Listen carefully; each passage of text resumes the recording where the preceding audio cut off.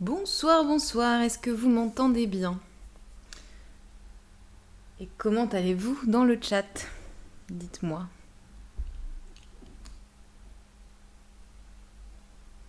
J'attends pour confirmer que vous m'entendez bien, comme l'autre jour, il y avait eu un petit bug et que vous ne m'entendiez pas. Parfait, écoute, super. J'espère que ça va. Dites-moi, vous avez le droit de me répondre, de me dire si ça va ou pas. Petite ironie de la vie, le jour où moi je dois faire un live sur joie et optimisme, mon chat que j'ai depuis 18 ans a été hospitalisé, donc voilà, il est un peu entre la vie et la mort, donc voilà, excusez-moi si jamais je ne respire pas la joie et l'optimisme pendant ce live, mais écoutez, c'est la vie, on va faire avec. Avant de commencer, deux petites annonces. La première, c'est que, comme je l'ai dit, dimanche, ça y est, je suis affiliée. Ça, c'est top. Et j'espère que mes bagues ne font pas un bruit horrible dans le micro en tapant. Euh, et du coup, je peux désormais, on peut me filer des subs. Donc voilà, je ne sais pas exactement comment ça se passe. C'est-à-dire que j'ai pas encore mis de chercher à mettre d'animation pour quand il y a un sub qui arrive. Donc je ne sais pas en fait si je serai au courant. Je ne sais même pas comment je vois, à quel endroit je vois que j'ai des subs. Donc écoutez, on va prendre le temps de développer tout ça, mais j'ai tout configuré hier seulement, donc il y a probablement encore des petits couacs. L'autre chose, c'est que du coup, en passant affilié, Twitch me propose maintenant de mettre de la pub. Donc j'ai dit OK pour une pub au début du live. Donc quand vous lancez le live, il y a des chances que vous ayez une petite pub de 30 secondes. En revanche, normalement, il n'y en a plus et il n'y en aura plus après. Je crois. Je pense que j'ai bien configuré, mais honnêtement, c'est assez chelou leur truc là leur espace de configuration. Donc, je compte sur vous pour me dire ce qu'il en est, si vous avez des pubs ou pas, et si oui, à quelle fréquence. Tenez-moi au courant, comme ça je saurai s'il faut que je modifie des choses ou pas. Voilà. Est-ce que vous avez eu une pub déjà avant de lancer le live ou pas? Et puis vous me direz, c'est surtout en fait, si jamais on a d'un coup des pubs qui débarquent au milieu du live, je pense que ça va devenir très très très chiant. Je crois que ça marche, on me dira. Ok, merci. Je crois que ça...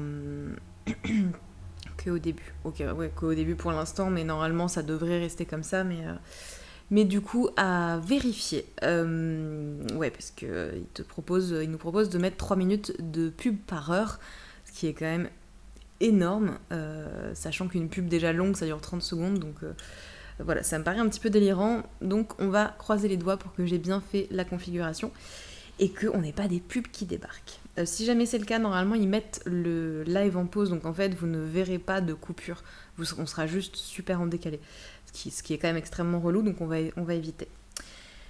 Donc bienvenue dans ce live où on va parler de joie et d'optimisme. Je l'ai dit l'autre jour, mais je vais le redire, on va pas chercher à être joyeux et optimiste tout le temps, avoir la vie du bon côté en permanence. Le but, ce n'est pas d'être tout le temps content, ce n'est pas possible, ce n'est pas souhaitable, parce que comme on l'a vu dans le live sur les émotions désagréables, elles ont plein de choses à nous apprendre sur nous, sur nos besoins.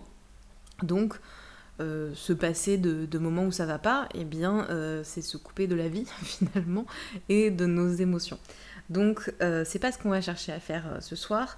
Nous, ce qu'on va plutôt chercher, c'est voir comment on peut faire pour maintenir un certain niveau de bien-être, en fait, cultiver un petit peu la joie, l'optimisme au quotidien, de façon à ce que les soucis de la vie nous paraissent un petit peu moins plombants. Quand je pense aux soucis de la vie, je pense à tout ce qui se passe dans le monde en ce moment, je pense à la crise écologique, je pense à l'hiver avec le gaz, le chauffage, etc. Je pense à la guerre en Ukraine, évidemment, tout ça. Le Covid, etc., etc. On va commencer, si vous le voulez bien, avec des petites définitions. Est-ce que vous savez ce que c'est que la joie? Est-ce que c'est que l'optimisme? Et ce qui les différencie? Est-ce que vous savez?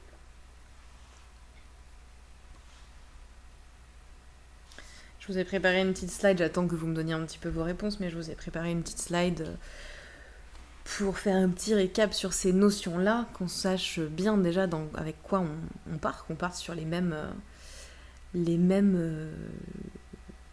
choses, avoir la même opinion, quoi. Enfin, pas les mêmes opinions, la même définition, pardon. Mais c'est la seule slide que j'ai prévue ce soir. L'optimisme, c'est basé sur ce qui arrivera, ok. Et la joie, ce serait quoi? Sur ce qui est arrivé. Ok, c'est intéressant. Ça aurait pu être ça. C'est pas tout à fait ça. La joie, c'est une émotion. Ça veut dire que c'est quelque chose qu'on ressent de temps en temps, de manière... ça vient, ça part, etc. Une émotion, c'est jamais quelque chose qui est là en permanence. On ne peut pas être joyeux en permanence. Et c'est lié à un besoin. Attendez, je vais vous mettre la petite slide. Qu'est-ce qu'il dit Gildas? J'arrive pas à lire, il est trop petit, je suis très myope. Je n'arrive pas à lire ce qu'il dit. Mais bon, ce n'est pas très grave. Alors, donc la joie, c'est une émotion. Donc c'est qu'on la reçoit par moment, c'est ce que je viens de vous expliquer. Et si vous vous rappelez du live sur les émotions et les besoins, je vous avais parlé des besoins derrière les émotions. Je vous l'ai dit, je crois que j'en avais parlé aussi dans le live sur la communication non violente. Et si vous vous rappelez bien, ou peut-être pas, mais du coup je vous fais un petit rappel, il a faim. Ok, il faut que je le configure, Gildas, parce qu'il a... Normalement, maintenant que je suis affiliée, on doit pouvoir débloquer des récompenses spectateurs, et du coup... Ah, mais à la limite, essaye... Est-ce que tu veux essayer de faire... Attends, je me souviens plus des petites manips. Attends, je vais regarder. Normalement, on peut lui demander...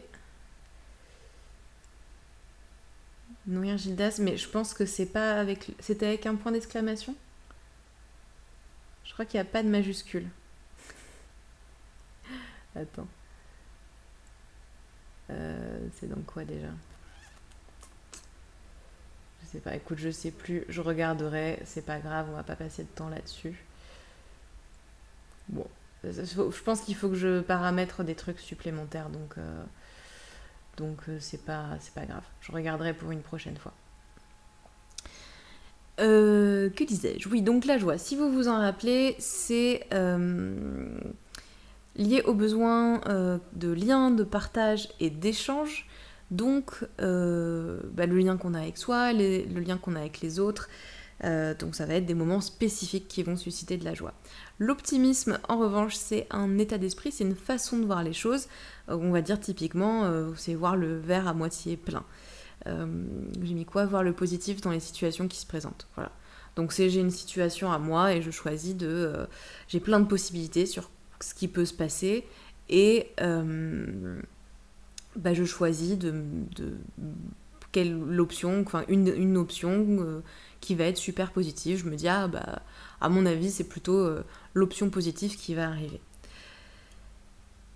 Est-ce que c'est réaliste? C'est la question qu'on pourrait se poser. Est-ce que c'est réaliste d'être optimiste? Question très philosophique ce soir. Qu'en dites-vous? Est-ce que si j'ai une situation, j'en sais rien, ma maison brûle, et je me dis, c'est pas grave, je vais voir le bon côté des choses, je vais pouvoir la reconstruire. Est-ce que c'est réaliste d'être optimiste? Je disais, si ma maison brûle et que je me dis, c'est pas grave, je vais voir le bon côté des choses, je vais pouvoir reconstruire, ou je sais pas, ou j'ai une situation en attente, j'ai passé un entretien d'embauche et je me dis, allez, je choisis de croire que je vais avoir le poste. Est-ce que c'est réaliste de choisir cette façon de penser, plutôt que de se dire, je vais pas l'avoir?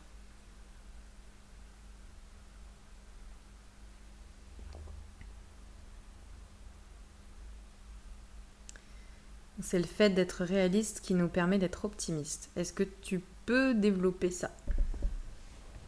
Parce que je suis pas sûre de comprendre ce que tu veux dire sur le fait qu'être réaliste nous permet d'être optimiste.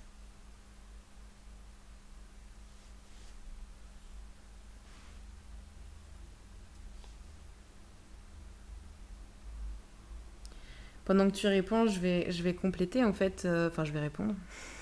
Enfin, je vais répondre et je vais pas répondre. C'est-à-dire que si j'ai un problème ou si j'ai un truc, je sais pas, on va rester sur l'entretien d'embauche, je passe un entretien d'embauche. En fait, j'ai aucune garantie de savoir si je vais être pris ou pas. Je peux me dire, ah, j'ai passé un bon moment, l'entretien s'est bien passé, donc en théorie, ça devrait le faire, mais j'ai aucune garantie que effectivement ça le fasse. Mais j'ai aucune garantie de l'autre côté que je ne sois pas pris. Donc en fait, il y a aucun, enfin se projeter dans un des scénarios ou l'autre n'est pas plus réaliste ou moins réaliste. En fait, en réalité, c'est exactement pareil. La seule chose que ça va impacter, c'est moi comment je vais me sentir en attendant et comment je vais me sentir quand j'aurai la réponse. Si je me dis, c'est sûr, je vais être prise et en fait non, bah, je vais ressentir de la déception. Si je suis prise, je vais me dire, ah j'ai bien fait, je l'avais bien senti, je le savais. Si je me suis dit que j'allais pas être prise, bah, du coup, et que je le suis pas, je vais me dire, bah, je savais bien, etc., etc. Si on est conscient de ses propres qualités, alors dans le fond, on sait qu'on a tout pour ce poste et du coup, on peut se projeter dans une issue favorable car c'est très probable.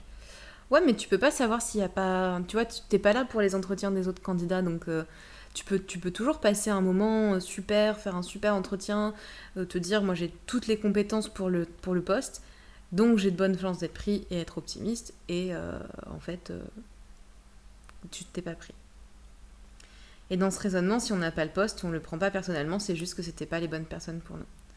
Ok, mais je pense que t'es sur un truc légèrement différent.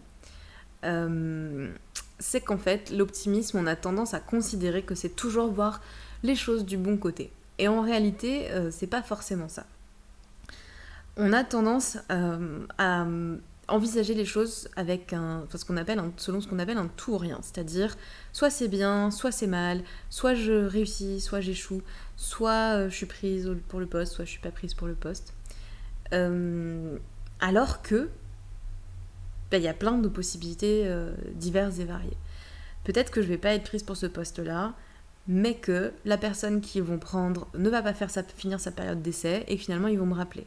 Peut-être que je vais pas être prise pour ce poste, mais qu'on va m'en proposer un autre. Peut-être que je vais être prise et puis finalement je serai pas contente de ce poste et je me dirai mais pourquoi j'ai postulé ? J'aurais jamais dû aller là. Donc en fait, le simple fait de se projeter dans quelque chose, c'est déjà pas réaliste en soi parce qu'en fait on n'a pas la réponse. L'optimisme pour moi du coup ce serait plutôt d'arriver à se dire je ne sais pas si je vais être prise ou pas pour ce poste. Je précise à chaque fois prise ou pas pour ce poste parce que je me méfie je me méfie sur Twitch de si je finis pas la phrase de détournement que ça pourrait faire. Mais du coup je me répète un petit peu. Mais par contre je peux me dire effectivement bah en fait j'ai toutes les qualités. J'ai passé un bon entretien, je suis contente de moi, je suis fière de moi. Maintenant, je peux pas maîtriser le reste. Donc on verra, mais en tout cas, moi je suis contente de ce que j'ai fait. Et ça, ce serait une vue plutôt optimiste. Oh, non, j'ai cru qu'il y avait un nouveau message, mais non. Donc pour moi, l'optimisme, c'est sortir du tout ou rien, c'est sortir du soit oui, soit non, soit blanc, soit noir, soit mal, soit bien, et se dire, bah en fait, entre les deux, il y a 1 million de possibilités et je suis pas obligée de choisir une possibilité parce qu'en fait, bah, tout est possible. Enfin, au moment où tant que j'ai pas de réponse, il peut se passer tout et n'importe quoi. Donc en fait, se projeter dans un futur hypothétique n'a pas de sens. Et du coup, je peux juste rester à me dire, bah ok, qu'est-ce que moi j'ai maintenant ? Est-ce que là maintenant, moi je suis contente ? Si vraiment il y a un problème, qu'est-ce que je pourrais faire ? Et voir un peu ce qui se passe, quoi. Attendre un petit peu de voir ce qui se passe et ne pas se projeter dans quelque chose qui soit sera super positif mais qui peut être faux, soit sera super négatif et qui peut aussi être faux.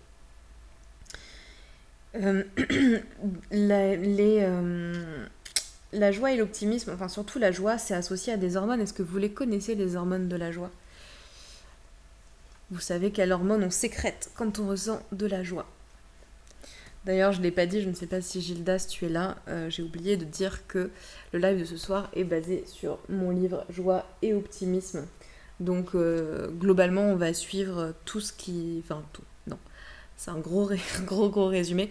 Et d'autres choses que j'ai pas mises dedans. Mais en gros, on va suivre le sommaire et le cheminement de mon livre. La sérotonine, oui. C'en est une, est-ce que t'en connais d'autres? Je vais commenter en attendant, voir si tu as d'autres suggestions.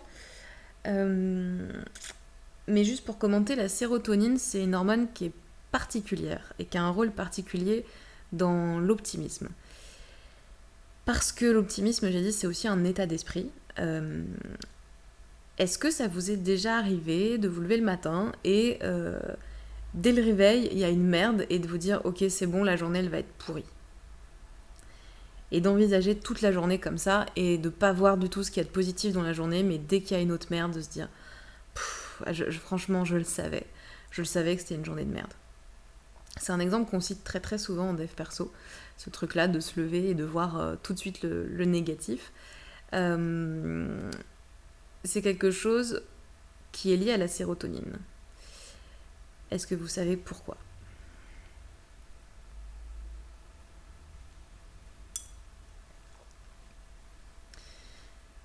La sérotonine qui a non, tu sais pas, ok. La sérotonine, c'est une hormone qui est particulière parce que elle est associée effectivement à la joie, au bonheur, mais elle va aussi nous permettre de calmer un petit peu l'agressivité, et elle va aussi être un peu là en fond en fait. Et plus on a de sérotonine naturellement, plus on est à même de voir le positif et d'être de nature optimiste. Et a priori, les recherches scientifiques nous disent qu'on n'est pas tous égaux en matière de sérotonine. Je me souviens plus exactement des pourcentages et tout ça, mais je vous en reparlerai à la fin parce que je vous parlerai d'un autre bouquin que le mien qui les cite. On n'a pas tous... et je crois qu'il y a 20% de la population, de mémoire, hein, donc à checker, ne ressortez pas ça tel quel sans le vérifier, mais il me semble bien que c'est 20% de la population qui a plus de sérotonine que les autres, et qui donc est de nature plus optimiste. Et typiquement l'exemple que j'ai cité de je me lève le matin et j'ai un truc pourri, et ça y est, je décide que toute ma journée c'est de la merde, personnellement, c'est un truc qui m'arrive quasiment jamais. C'est très rare quand même quand j'ai une journée qui a un peu mal commencé. Bon, au pire, je vais me dire, bon, la journée elle est nulle, je vais faire des trucs qui me font du bien. Mais souvent, quand il y a un tout petit truc cool derrière, je vais plus focaliser sur le truc cool que sur l'ensemble des trucs qui m'ont pas plu ou qui m'ont un peu déprimé. Et je pense que probablement je fais partie des 20% de gens qui ont plus de sérotonine. Et à l'inverse, il y a des gens qui ont moins de sérotonine que d'autres. Et je crois qu'on est aussi dans les 20%. Donc on doit avoir à peu près 40% de la population qui a plus et moins, et 60% qui a une dose moyenne. Et a priori, il y a des liens en fait à faire entre le taux de sérotonine et la capacité, enfin la dépression, et le fait que certaines personnes soient plus à même d'être déprimées plus souvent, etc. Donc la sérotonine, elle est un petit peu spéciale parce que c'est un peu une hormone de fond en fait.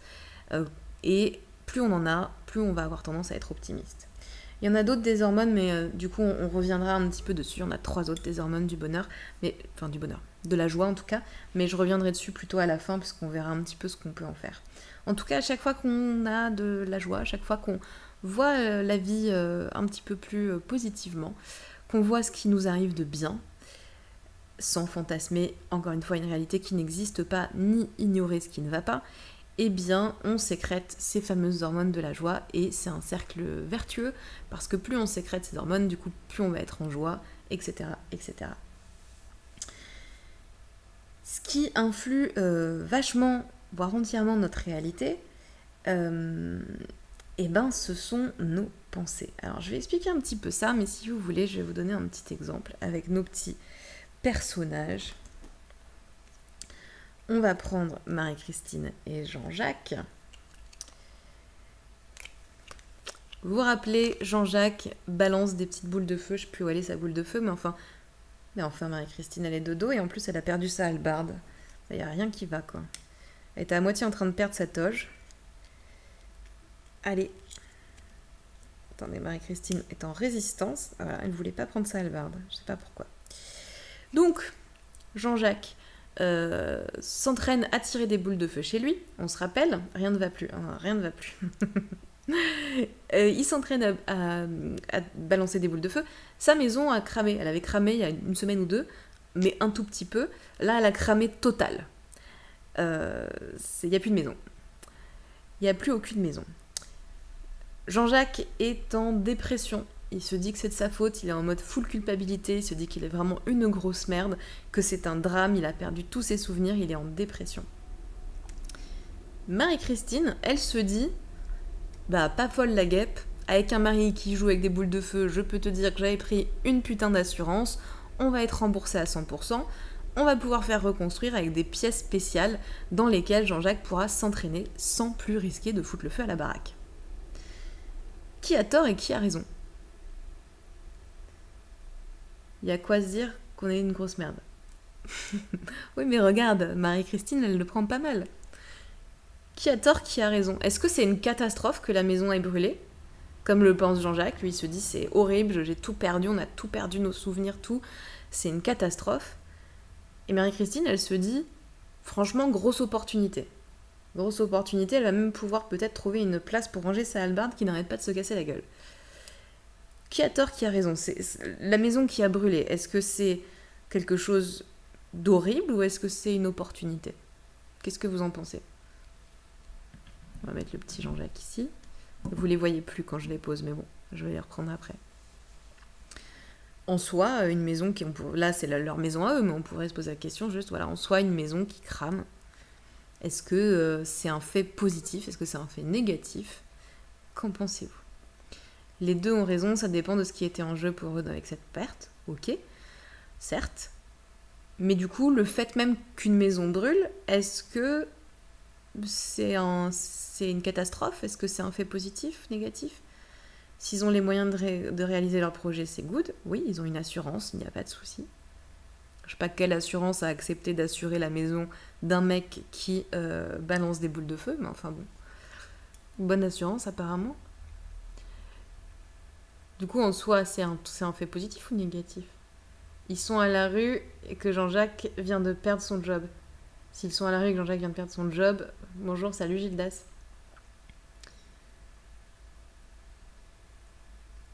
Donc en fait, ce que tu dis, Chris, c'est que s'ils ont les moyens... En fait, du coup, ce serait pas positif ou négatif, le fait que la maison est cramée. Gildas, tu viens d'arriver ? Tu as besoin d'un petit récap ?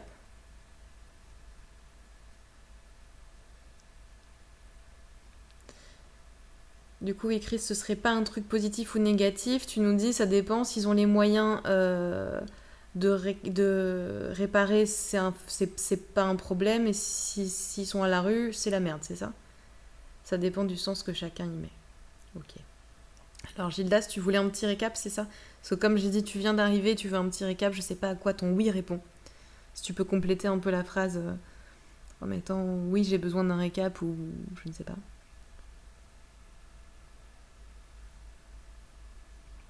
Les deux. Ok. Alors, ce que je racontais depuis le début, on n'est pas très loin. Je disais que on a parlé de... dans un premier temps, j'ai dit que le fait... j'ai dit dans un premier temps que on n'allait pas chercher à voir que le positif à tout prix, que la joie et l'optimisme, et cultiver la joie et l'optimisme au quotidien, ce n'est pas... ne pas voir le négatif et voir le positif à l'extrême. Au contraire, c'est important de voir ce qui ne va pas, puisque comme tu étais là pendant le live sur les émotions, tu te rappelles que les émotions désagréables ont plein de choses à nous apprendre et que c'est bien de les ressentir. Ensuite, j'ai fait cette petite slide, je la remets parce que c'est la seule de la soirée et puis je me suis fait chier à la faire, donc autant en profiter. Hop, sur les définitions. Donc j'ai expliqué que la joie, comme on l'a vu déjà dans d'autres lives, c'est une émotion, c'est-à-dire que on peut en ressentir que par moment, c'est quelque chose qui est là ou qui vient, qui part, c'est pas quelque chose, c'est pas un état qu'on peut ressentir tout le temps, et que c'est lié à un besoin, des besoins en l'occurrence, qui sont le lien, l'échange et le partage, que ce soit avec soi-même ou avec les autres. Là où l'optimisme, c'est un état d'esprit, c'est choisir de voir le positif dans les situations qui se présentent. Mais j'expliquais que l'optimisme, c'est pas juste de dire, on parlait de hop, t'as passé un entretien d'embauche, tu sais pas si tu vas avoir le poste ou pas. L'optimisme, c'est pas de se dire ah, c'est sûr, je vais avoir le poste, j'y crois à fond. C'est plutôt de se dire bon, bah, j'ai fait le mieux que j'ai pu, je connais pas le futur, donc on verra ce qui se passe. Moi, je suis contente, je suis fière de moi. Donc, c'est l'essentiel. Plutôt que de se dire ben c'est sûr que j'ai tout loupé, c'est nul, je vais pas avoir le job, etc. etc. Ensuite, j'ai demandé pour quelles hormones il y avait, si vous saviez, quelles hormones étaient déclenchées en fait par la joie. Et Chris a parlé de la sérotonine. J'ai dit qu'il y en avait 3 autres, mais que je vous en parlerai plus tard. Donc si jamais toi t'en connais d'autres des hormones liées à la joie, tu peux nous les proposer si tu le souhaites. Et ce que j'expliquais sur la sérotonine, c'est que la sérotonine, c'est une hormone très particulière qui non seulement est liée au fait d'être bien et au bonheur, mais qui en plus est une hormone qui va nous aider à être moins agressif. Et qu'en fait, c'est un peu une hormone de fond, et qu'on n'est pas tous égaux a priori, c'est ce que nous disent les recherches scientifiques, sur cette histoire de sérotonine, parce que, a priori, alors je disais que les chiffres, j'étais plus trop sûre à 100%, donc, mais de mémoire, il y a à peu près 20% de la population qui a plus de sérotonine que les autres, c'est-à-dire qu'ils ont plus facilement tendance à voir le positif et la vie du bon côté. Il y a à peu près 60% des gens qui ont un niveau normal, et il y a à peu près 20%, encore une fois de mémoire, et je le redis, vérifiez ces chiffres avant de les citer quelque part, 20% qui ont moins de sérotonine et qui ont fait des liens avec la dépression, chez les gens qui ont moins de sérotonine que les autres. Et du coup, on en était à cette question de qu'est-ce qui fait qu'on a plutôt tendance à être positif ou négatif, qu'est-ce qu'on voit, comment on fait en fait, qu'est-ce qui détermine si on est positif ou négatif, et optimiste ou pessimiste. Et je donnais cet exemple, je disais que Jean-Jacques, à force de s'entraîner avec ses petites boules de feu, avait fait cramer leur maison, il n'y a plus rien, la maison est réduite en cendres. Lui, il se dit c'est une catastrophe, j'ai merdé, c'est horrible, on a perdu tous nos souvenirs, cette situation est catastrophique et ma vie est atroce. Et sa meuf, Marie-Christine, qui, comme tu le remarqueras, a perdu sa hallebarde et vient de faillir de tomber dans mon thé. Marie-Christine, elle avait pris une bonne assurance, tout est couvert, et elle se dit, super opportunité, on va pouvoir faire reconstruire la maison avec des pièces spéciales dans lesquelles mon mec pourra s'entraîner à balancer ses boules de feu partout et ce sera protégé. Et donc je posais la question, qui a raison ? Est-ce que le fait qu'une maison crame ou que leur maison crame, est-ce que c'est un fait qui est positif ou c'est un fait qui est négatif ? D'où l'histoire de l'assurance. Exactement. Donc voilà. Et donc Chris nous disait que ça dépendait du sens que chacun y met. Est-ce que toi, tu as un avis, Gildas ? Est-ce que tu veux donner un avis sur la question ?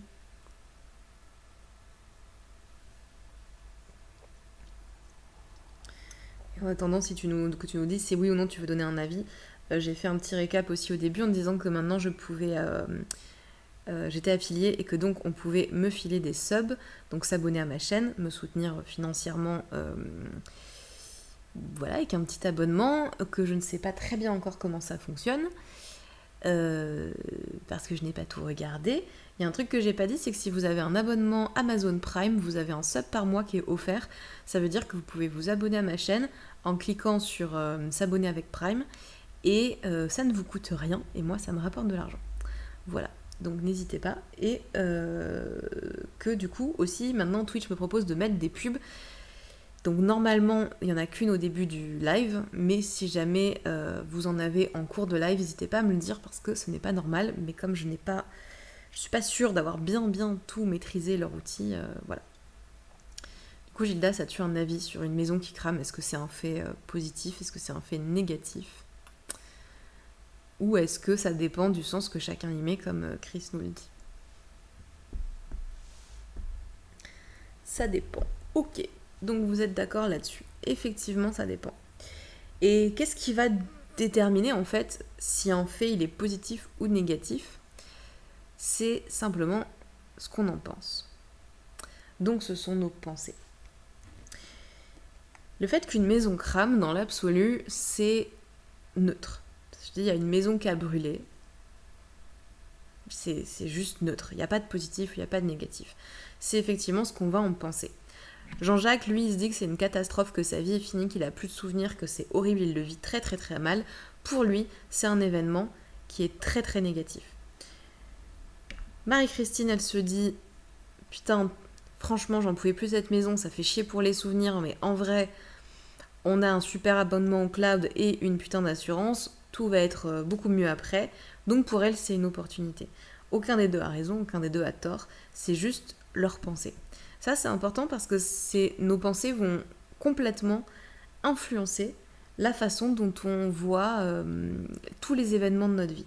À chaque fois qu'on fait face à une situation, en fait, on va avoir une pensée qui est liée à ça. Alors, je ne sais pas si vous avez déjà entendu parler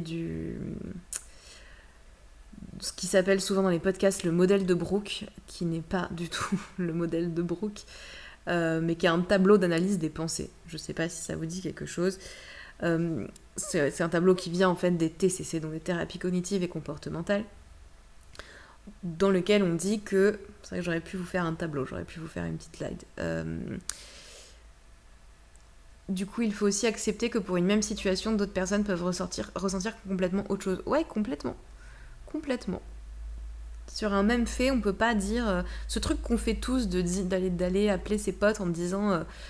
mon crush il a dit ci ou il a fait ça, ou j'ai reçu un emoji avec un camion. On est d'accord, ça veut dire ça ne sert à rien. Tous vos potes peuvent vous dire mais grave ça veut dire ça, ça on n'en sait rien. Ça dépend complètement de chacun, il y a beaucoup trop d'éléments qui rentrent en jeu pour pouvoir interpréter les paroles, les emojis, les réactions des gens ou les non-réactions des gens.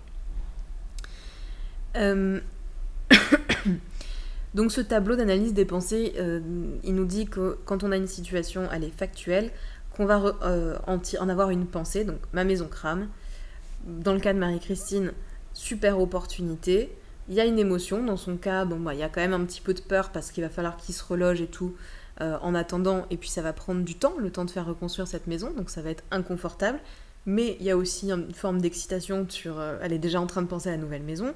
Jean-Jacques, fond du gouffre. Et puis, donc c'est situation, pensée, émotion. La pensée va susciter une émotion, elle est contente, lui il est pas content. Et du coup, ça va nous donner un petit peu un aperçu de comment une même situation peut être vécue complètement différemment. Dans la réalité des faits, on s'aperçoit aujourd'hui, grâce aux IRM, que l'émotion vient avant la pensée. Et que la pensée est une manifestation de l'émotion et non l'inverse, même si on a cru longtemps que c'était le mode de fonctionnement. C'est important parce que quand on est très très très triste, quelle que soit la situation, c'est important de se rappeler que c'est juste la vision qu'on en a. Et c'est pas évident. Mais c'est important de le garder en mémoire parce que nos pensées, ça va nous emmener à agir ou à ne pas agir. Et en fait, suivant la réaction qu'on va avoir à ce moment-là, on peut s'enfermer dans un cercle vertueux ou s'enfermer dans un cercle vicieux.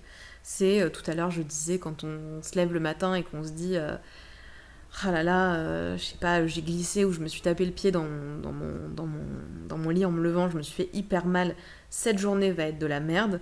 Le fait de me lever et d'avoir déterminé que la journée allait être pourrie, je ne vais voir que tout ce qui va mal dans ma journée, je ne vais pas voir ce qui va bien. Alors qu'il y a eu des études qui ont montré qu'au quotidien, on vit tous et toutes 3 fois plus d'événements positifs que d'événements négatifs. Sauf qu'on a un petit truc qui s'appelle le biais de négativité. Est-ce que vous avez déjà entendu parler du biais de négativité ? Est-ce que vous savez ce que c'est ?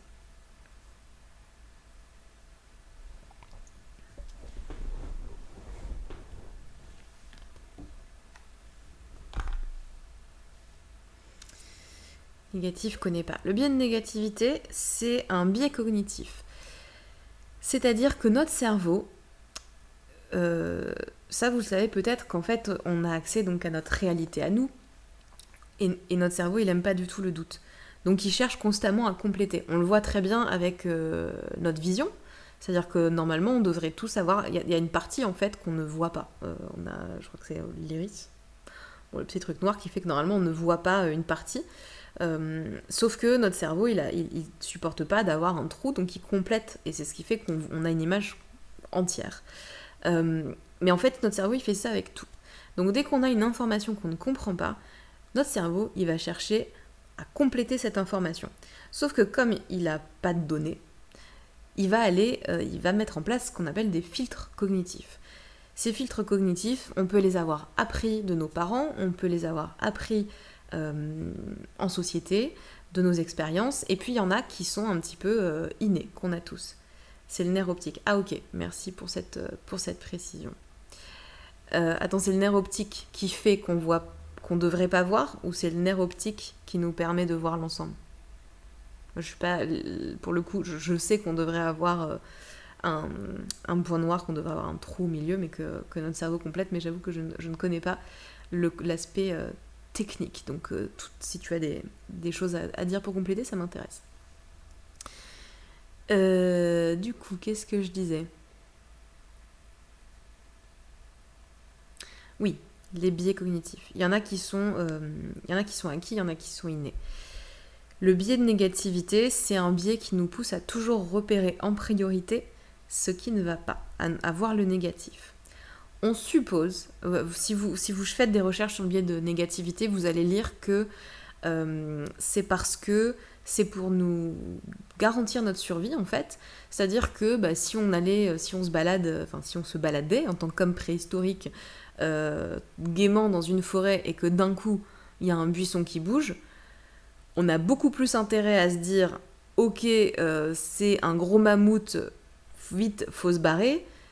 Et là, du coup, on est en vie, et au pire, en fait, c'était un petit lapin, je sais pas si les lapins existaient déjà à l'époque, mais enfin, c'était un tout petit animal, et en fait, tout va bien. On a plus intérêt à faire ça pour rester en vie que de se dire bon, c'est sûrement rien du tout de rester et de se faire éclater la gueule par un mammouth. On suppose donc que c'est ça, à la base, le rôle du biais de négativité. Nous faire voir le négatif en priorité pour pouvoir nous maintenir en vie.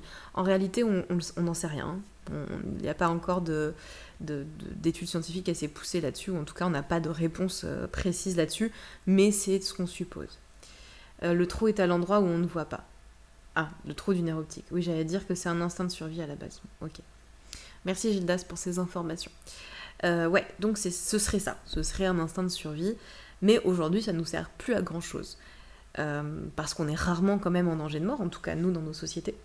Pas le cas de tout le monde, mais nous on a la chance de ne pas être en danger de mort au quotidien, mais ce biais de négativité il continue à fonctionner, à nous faire voir le négatif en permanence. Donc prendre conscience de ce biais de négativité, de savoir que nos pensées, c'est ça qui va façonner la façon dont on voit un événement ou pas, mais qu'en fait il n'y a pas du positif, du négatif, il y a plein de possibilités entre les deux, et que quand on voit que le positif ou qu'on voit que le négatif, en fait c'est comme si on décidait de façon complètement arbitraire qu'il n'y a que cette possibilité-là qui est valable. Moi, l'exemple que j'aime bien donner, c'est, je ne sais pas si vous intéressez un petit peu, enfin si Chris, je sais, Gildas, je ne sais pas, à l'astronomie. C'est un peu comme si vous aviez un télescope, qu'on vous donnait un télescope et que vous faisiez un zoom sur une étoile en particulier et que vous en déduisiez qu'il n'y a qu'une seule étoile dans le ciel parce que vous n'en avez vu qu'une seule. C'est exactement ce qu'on fait en fait quand on choisit une solution, une issue positive ou négative. C'est comme si on était avec un télescope juste en zoom total sur une seule possibilité, et en fait on oublie même que les autres existent. C'est un exercice intéressant que moi je fais faire pas mal à mes clients, c'est quand on me dit non mais de toute façon ça peut être que bien ou mal, c'est de demander il y a quoi d'autre comme alternative. Il y en a toujours plein, toujours. Spontanément on a envie de dire il y en a pas. Si vous en trouvez pas, n'hésitez pas à demander aux autres ce que eux voient comme autre possibilité, parce que quand on n'a pas l'investissement émotionnel, forcément c'est plus facile, et ça peut aider, en fait, c'est dézoomer. Donc je reprends mon petit exemple du télescope, je suis persuadée qu'il n'y a qu'une étoile dans le ciel, je suis comme ça, je me dis j'ai un gros zoom, si je dézoome, d'un coup, je vais me dire « Ah, en fait, il y a d'autres possibilités. » Ça va aider déjà, si vous avez tendance à voir des choses négativement, ça va aider à se rappeler qu'il y a d'autres possibilités. Donc à défaut de voir les choses et le monde de façon hyper optimiste et de se dire « Ouh, tout va bien », au moins ça va aider à dézoomer, à se dire « Ok, je suis en train de choisir pour différentes raisons, parce que mon mode de fonctionnement c'est ça, je suis en train de choisir une solution qui est plutôt négative, mais en réalité, il y a plein d'autres options et juste j'en ai pas conscience. » J'arrive pas à voir ce que c'est, Crix, c'est hype. Ah, c'est un petit train de l'hype. C'est quoi ton émoticône, enfin, ton emoji, ton emote, pardon, on dit sur Twitch. J'arrive pas bien à lire. Voilà un petit peu du coup sur la partie vraiment globale de ce que c'est l'emote abonné. Ok. Très bien. Je ne savais pas que j'avais des emotes abonnés. Je te remercie. Je vais regarder ça de plus près. Il faut vraiment que je me penche sur cette question, que j'aille regarder un petit peu les paramètres de Twitch un peu plus en détail. Donc là, c'était un peu pour vous donner les bases un petit peu de ce que c'est le positif, le négatif, pourquoi ça n'existe pas vraiment, l'optimisme, le pessimisme, comment on peut faire, tout ça. Maintenant, on va rentrer un peu plus dans comment on fait pour cultiver un peu plus la joie au quotidien. Mais avant de comment on fait, est-ce que vous voyez l'intérêt? Pourquoi c'est important de cultiver un peu la joie au quotidien, c'est-à-dire d'avoir un petit peu plus de choses positives dans sa vie, enfin de choses agréables dans sa vie, de mettre un peu plus de joie, de voir un peu plus facilement le bon côté des choses par rapport à tout ce qui se passe dans le monde. Est-ce que vous voyez de quelle manière ça peut nous aider? Alors ça ne va pas résoudre la crise écologique, ça ne va pas résoudre la guerre en Ukraine, mais ça va avoir un impact sur nous. Est-ce que vous voyez lequel et pourquoi c'est important? Et ce qui se passe quand on manque de joie. Je crois que je l'ai dit lors du dernier live, cela dit, mais dites-moi. Je vois que bienvenue aux nouvelles personnes ou à la nouvelle personne qui arrive. Si jamais tu as des questions, n'hésite pas à venir dans le chat nous les poser. Soit moi, soit le chat te répondra. Et nous sommes en train de parler de joie et d'optimisme. Et on vient de voir un petit peu comment ça fonctionnait. Et je viens de demander pourquoi c'était important de cultiver un peu la joie au quotidien. On n'est pas nombreux, non, on n'est pas nombreux ce soir. Ça arrive. Est-ce que vous voyez du coup pourquoi, quel impact ça peut avoir au quotidien d'être un peu plus joyeux, en tout cas d'avoir un peu plus de joie, un peu plus de bons moments, malgré tout ce qui se passe dans le monde.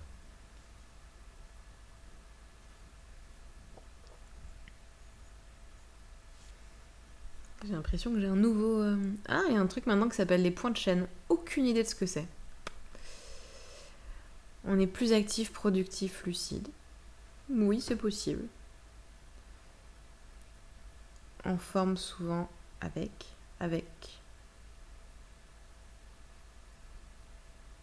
J'ai l'impression que t'as pas fini ta phrase. En tout cas, ça va nous aider à mieux supporter les moments où ça va pas. Quand on a peu de joie, quand on a peu de plaisir dans sa vie, quand on a peu de moments sympas, eh ben on va facilement se sentir...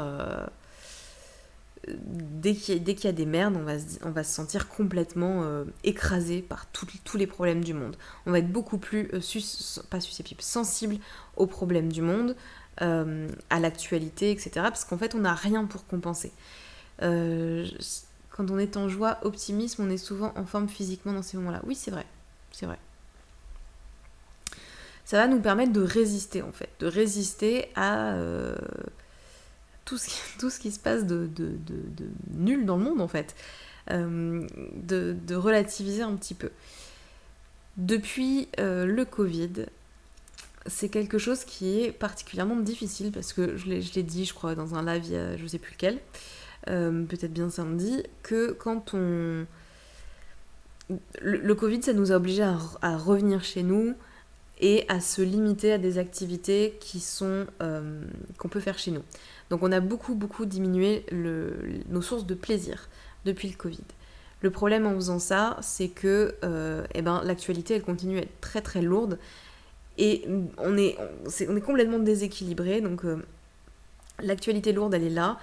Nous, on n'a plus de plaisir. Donc même quand on remet un tout petit peu de plaisir, en fait, c'est pas du tout assez pour compenser.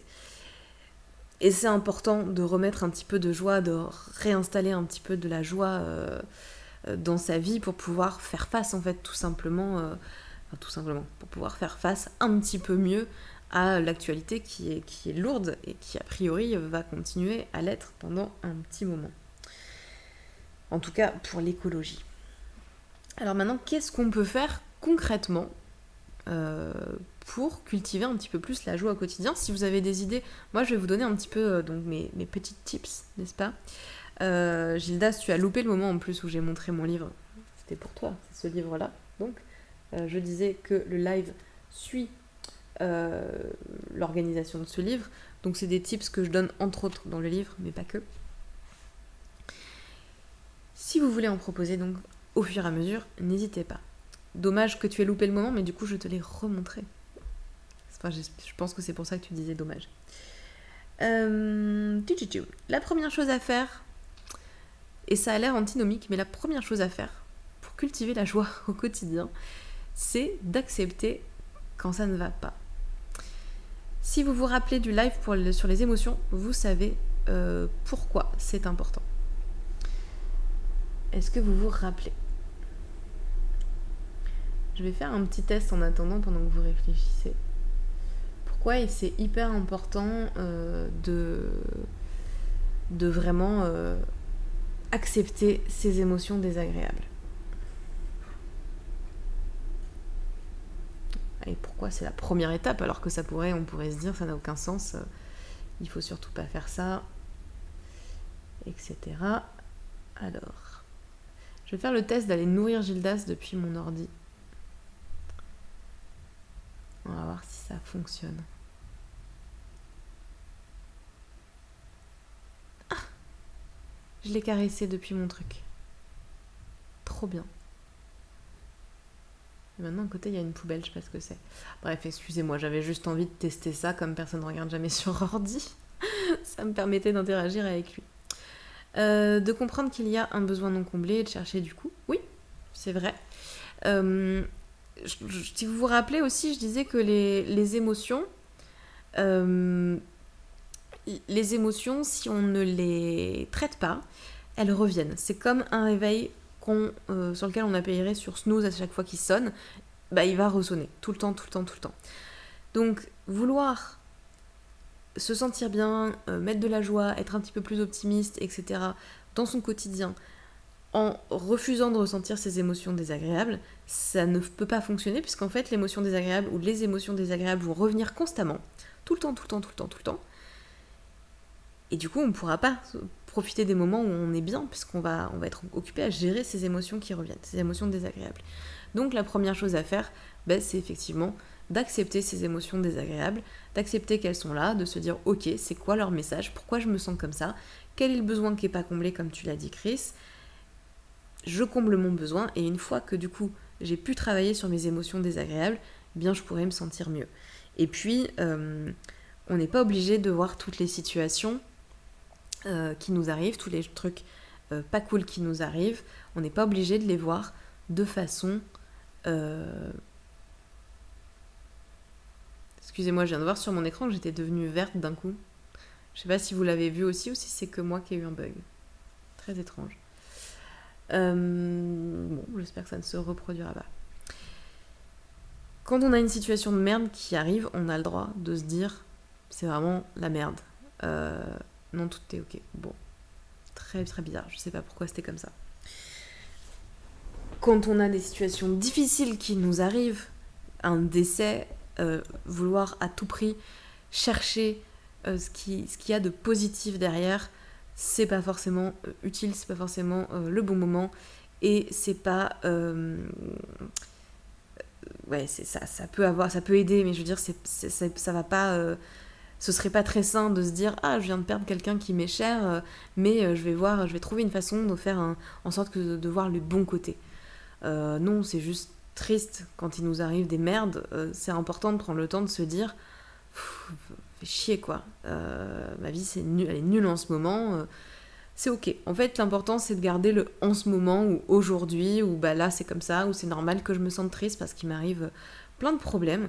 Moi, c'est un truc que je vois aussi souvent chez mes clients, parfois il y en a qui arrivent et qui me disent ça va pas du tout, et ils me décrivent un petit peu leur vie, et je suis là, ok, donc t'as vécu ça, ça, ça, ça, ça. Mais est-ce que c'est étonnant que ça aille pas trop? Ah bah non, non, ah oui, non, c'est vrai, c'est dur. Donc vraiment, bien prendre en compte ce qui va pas bien, enfin ce qui ne va pas, et prendre le temps de le vivre pleinement, c'est super, super, super important.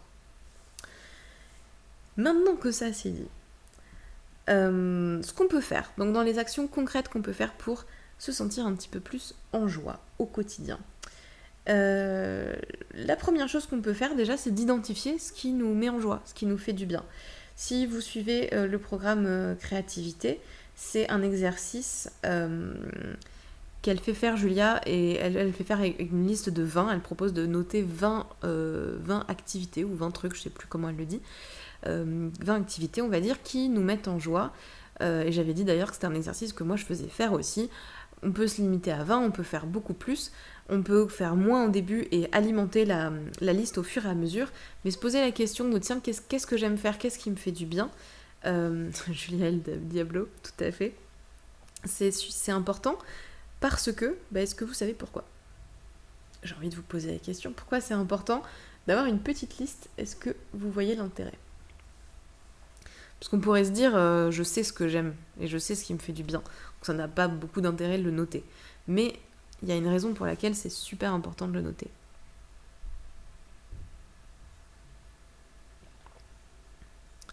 Est-ce que vous savez? Est-ce que vous voulez deviner? C'est toujours très perturbant d'être en train d'attendre comme ça devant l'ordi que vous réagissiez. Je sais qu'il y a un petit délai. Mais comme je ne sais pas si vous ne voulez pas participer ou si c'est juste une petite question de temps, c'est toujours un petit moment très sympa de mon côté. Pour en trouver d'autres, ouais, c'est vrai, ça peut permettre de creuser et d'en trouver plus. Il y a une autre raison aussi, c'est que souvent quand on pense savoir, si on s'y penche un peu de temps, on se rend vite compte qu'on ne sait pas vraiment. Oui, c'est vrai aussi. Ça se rejoint, c'est qu'on en trouve d'autres supplémentaires. C'est tout à fait vrai. Et surtout, quand on n'est pas bien, si vous vous projetez, peut-être si vous revivez un moment où vous n'avez pas été très très bien dernièrement, et que on vous ait demandé à ce moment-là, qu'on vous ait dit « Ah, mais tu pourrais faire un truc qui te fait du bien, mais qu'est-ce qui te fait du bien d'habitude ?» À votre avis, est-ce que vous auriez trouvé facilement ce qui aurait pu vous faire du bien? Est-ce que c'est facile, quand on n'a pas trop le moral, de se rappeler ce qui nous fait du bien le reste du temps? Je crois que j'ai un peu donné la réponse. Non, exactement. Je crois que j'ai un peu donné la réponse dans ma question. Mais effectivement, c'est les moments où, quand on n'est pas bien, on a l'impression qu'il n'y a rien qui nous fait du bien. Et ça devient très très difficile de trouver des choses pour nous faire du bien. Non, on a envie de rien, justement. Exactement. Si éventuellement on insiste un petit peu, peut-être que sur le moment on va se dire « Ah ouais, si, j'aime bien ça et ça, mais là j'ai pas envie ».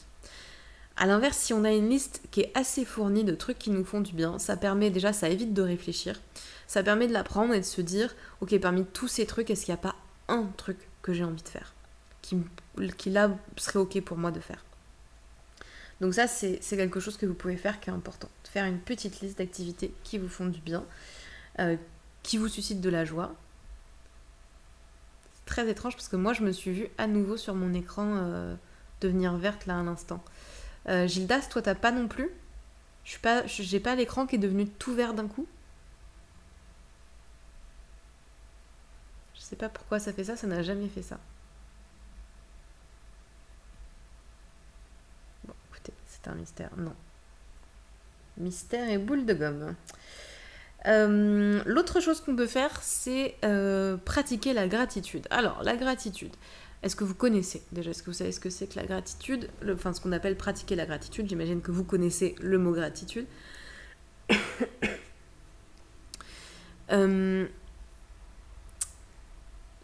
c'est un truc dont on parle beaucoup et qui, je peux comprendre qu'on en ait un petit peu marre au bout d'un moment d'entendre que c'est bien de pratiquer la gratitude, mais sachez qu'aujourd'hui, c'est la méthode la plus efficace pour contrer justement le biais de négativité.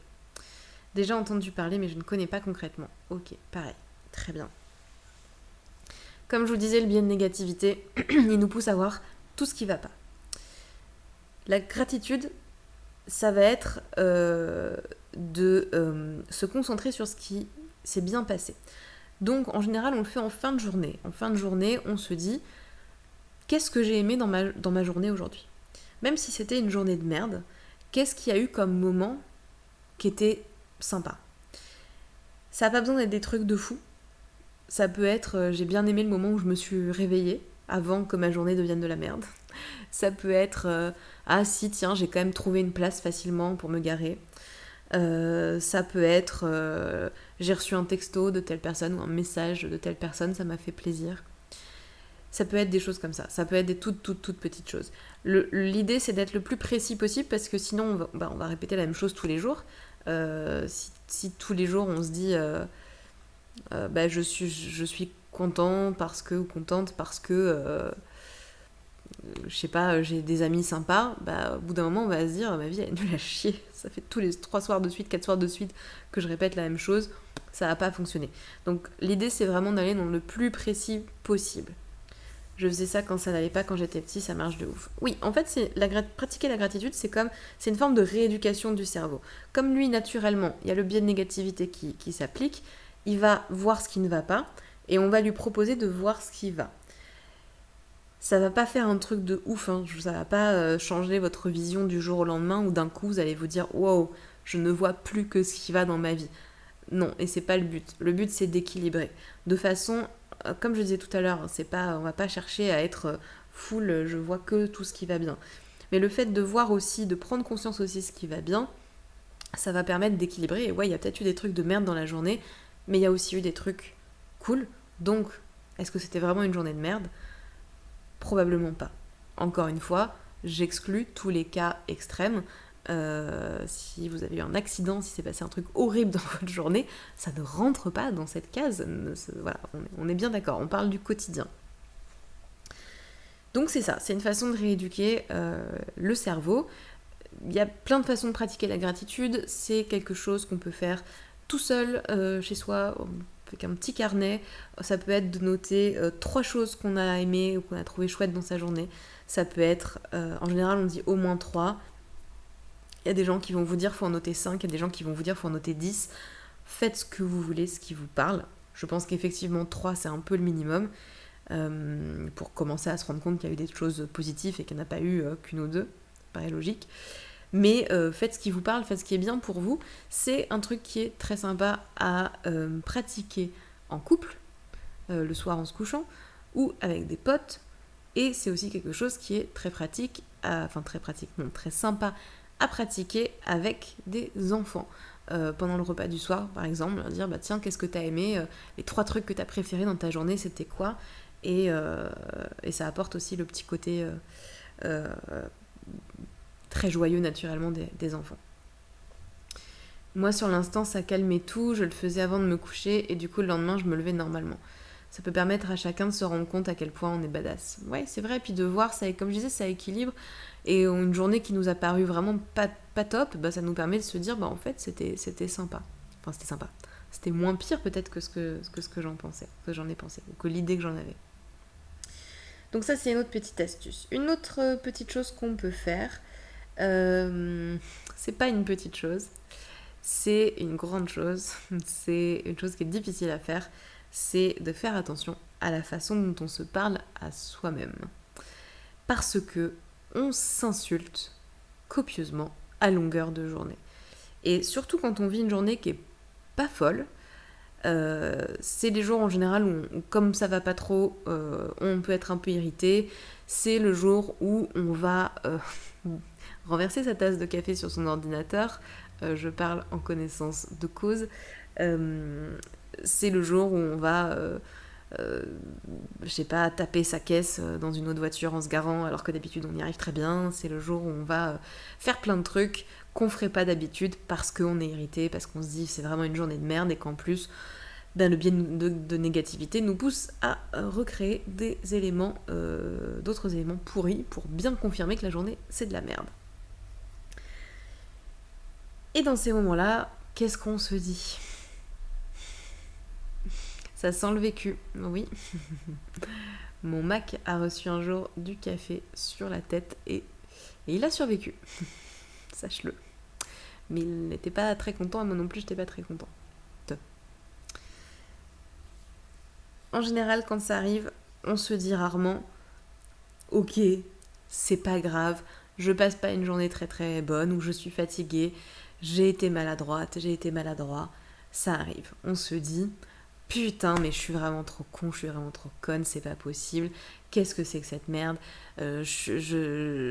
J'aurais jamais dû faire ça, de toute façon je le savais, je suis débile, etc. » En fait, on s'insulte très très très facilement.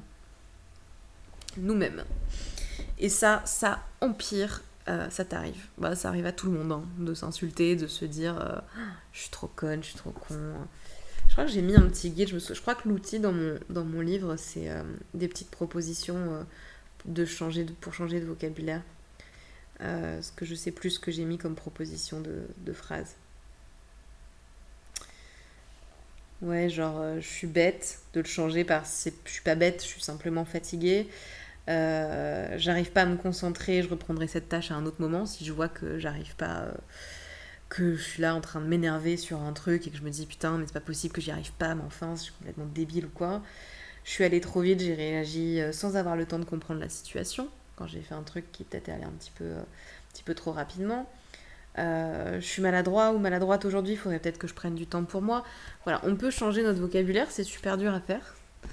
C'est socialement accepté aussi, oui c'est vrai, parce que tout le monde le fait, donc du coup c'est ok. J'ai jamais vu quelqu'un aller voir quelqu'un pour lui dire vous ne devriez pas mal vous parler. Alors qu'en vrai, pourquoi ? Bon, c'est un peu se mêler quand même de ce qui te regarde pas, tu vois. Je pense que si t'es bien vénère et que t'es en train de dire putain mais je suis trop con, et que t'as quelqu'un qui vient te voir gentiment en te disant je pense que vous ne devriez pas vous parler de la sorte jeune homme, je pense pas que tu l'accueilles en lui disant très bien, allez-y. Je pense que quand t'es vénère, peut-être, hein, mais à mon avis, quand t'es vénère, t'as plus tendance à accueillir les gens en disant mais de quoi je me mêle, connard, que de dire waouh, merci pour votre sagesse, c'est exactement ce que j'avais besoin d'entendre. Mais peut-être que je me trompe. Du coup, je dirais plutôt déjà de faire attention à soi, à la façon dont on se parle, et quand on le remarque et qu'on se dit des trucs comme ça, on s'insulte, de pas hésiter à faire un changement en fait, de se dire ok, non je ne suis pas bête, pourquoi j'ai agi comme ça, ok je passe une mauvaise journée, c'est pas grave. Donc de changer un petit peu la façon dont on se parle, ça c'est très important parce que ça sape l'estime de nous et puis ça nous met un truc en fond si je suis bête, ça risque encore plus de me rendre triste, donc en fait j'empire ma journée ou j'empire le moment qui est peut-être pas top. Que si je fais preuve de bienveillance, c'est cool, ça me fait du bien. Un truc tout bête, c'est juste rire. En fait, on rit pas assez. Je sais pas si vous... Moi, je parle du yoga du rire dans mon livre. Je sais pas si c'est quelque chose que vous connaissez. C'est un truc très bizarre qui consiste à rire en groupe. C'est-à-dire que vraiment, les gens ne se connaissent pas et ça ressemble à un groupe de théâtre, sauf qu'au lieu de faire du théâtre, on va juste se regarder et rigoler pour de faux. Mais en fait, ça fait du bien parce que rire, ça va sécréter plein d'hormones, comme on en parlait tout à l'heure, hein, des hormones de la joie. Même quand c'est un faux rire, le cerveau ne fait pas la différence entre le vrai et le faux. Du coup, lui, ce qu'il va comprendre, c'est que, ouais, on est en train de rigoler, c'est cool. Donc, il va envoyer des hormones de la joie. Donc ça peut faire du bien quand on passe pas une très très bonne journée.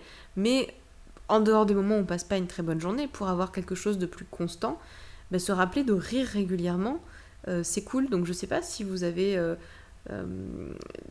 des trucs, je sais pas, si vous aimez des des comédiens, des humoristes, des petites vidéos qui vous font plaisir.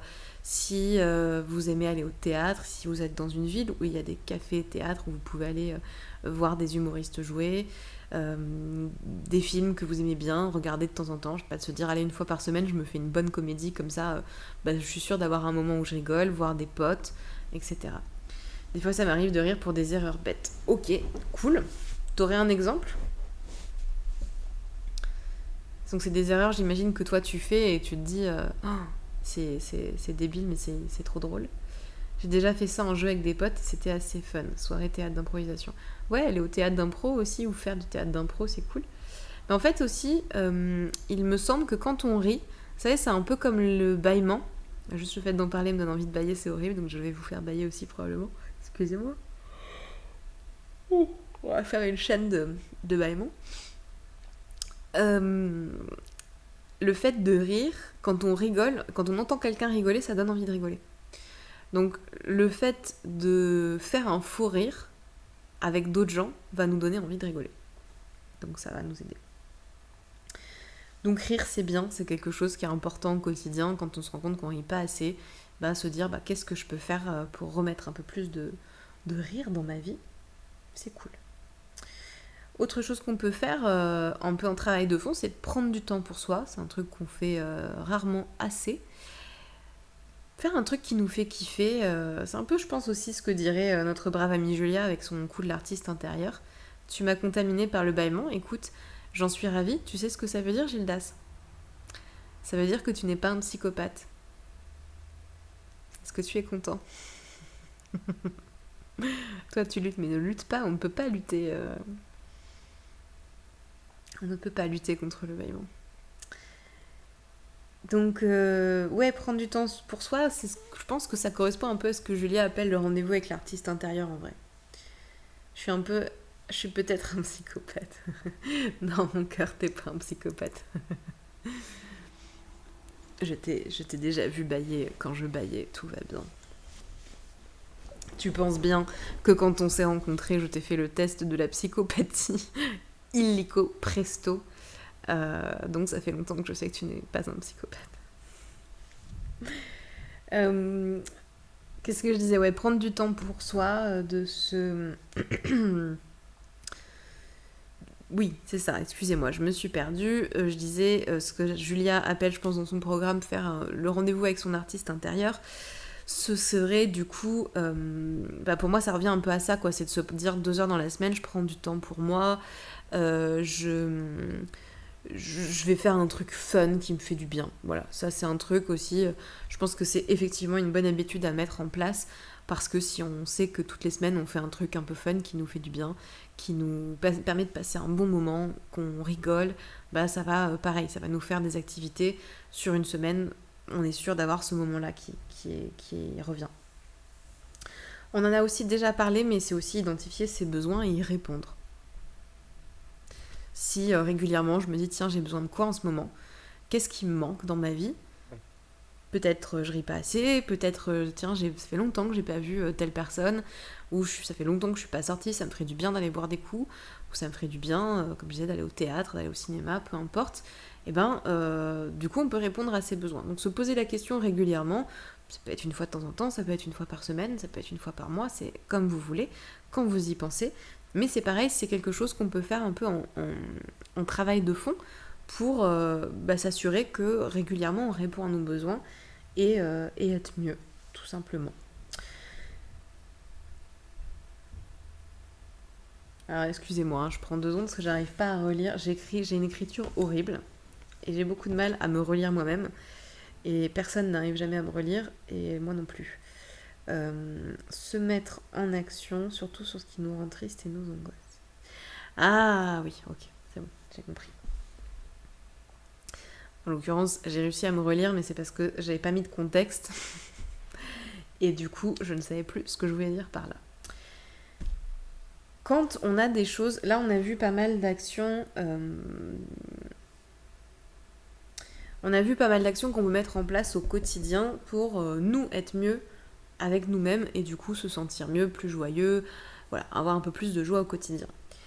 Maintenant, il y a peut-être des choses dans le monde qui nous angoissent. Peut-être c'est la pauvreté, peut-être que c'est l'écologie, peut-être que c'est les animaux, peut-être que c'est... peu importe. Identifier ce qui nous pèse particulièrement dans l'actualité, ce qui nous gêne le plus, ce qui nous rend le plus triste, qu'on gère le plus mal, ce que vous voulez, ou ce qui nous inquiète le plus, ça va nous permettre de nous mettre en action. Typiquement, si je suis très inquiet ou très inquiète au niveau de l'avenir de la planète, même si je fais des petites actions ou même des grosses actions, même si je vis un peu tout seul ou toute seule dans la verte campagne et que j'ai des toilettes sèches, que je me chauffe à la géothermie et que j'ai des panneaux solaires et peu importe, et que voilà, je suis autosuffisant et tout ce qu'on veut, je peux aussi me dire, bah ouais, mais s'il n'y a que moi qui fais ça, on s'en sortira pas et ça peut être super déprimant. Ce qui peut nous aider à sortir de ça, c'est le fait de se mettre en action. Donc typiquement, rejoindre des associations. Comme je disais, ça peut être lié à la pauvreté, lié à l'écologie, lié à tout ce que vous voulez. Des assos, il y en a à l'appel. Il y en a, en France, je sais qu'il y a un site qui récapitule toutes les assos. Je me souviens plus comment il s'appelle. bénévolat.com.fr, je sais plus. Mais en tout cas, y a, en général, dans la plupart des pays, il y a ça. À la pioche.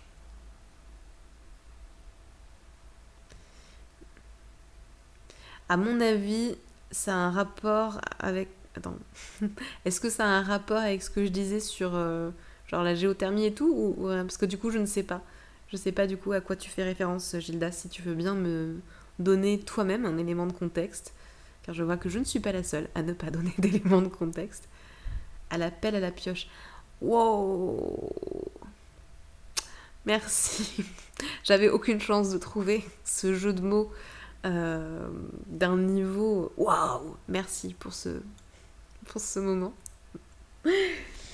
Donc je disais, des assos, il y en a donc à l'appel à la pioche. Et se mettre en action, ça nous permet de se sentir utile. Voilà, on se rend compte qu'on peut agir, on va rencontrer d'autres gens comme nous qui sont aussi investis, ça va nous faire du bien et c'est quelque chose qui est important. Par exemple, si on fait de l'éco-anxiété, Gilda, est-ce que tu sais ce que c'est que l'éco-anxiété ? C'est super important de se mettre en action, mais on reviendra là-dessus parce que on fera à l'occasion, je pense pas tout de suite, mais un live sur l'éco-anxiété. L'éco-anxiété, c'est l'anxiété qu'on développe quand par rapport à l'avenir de la planète. Le fait de se dire on va tous crever, on va jamais y arriver. En fait, quand on commence à se renseigner un petit peu sur l'état du climat de façon un petit peu poussée, on se rend compte à quel point c'est la merde. Plus on va se renseigner, plus on va se dire oh, mais c'est horrible. Plus on va voir tout ce qui n'est pas fait pour améliorer les choses. Et plus ça va être déprimant et ça vient créer de l'anxiété. C'est quelque chose qu'on retrouve beaucoup chez les jeunes, donc apparemment pas chez toi.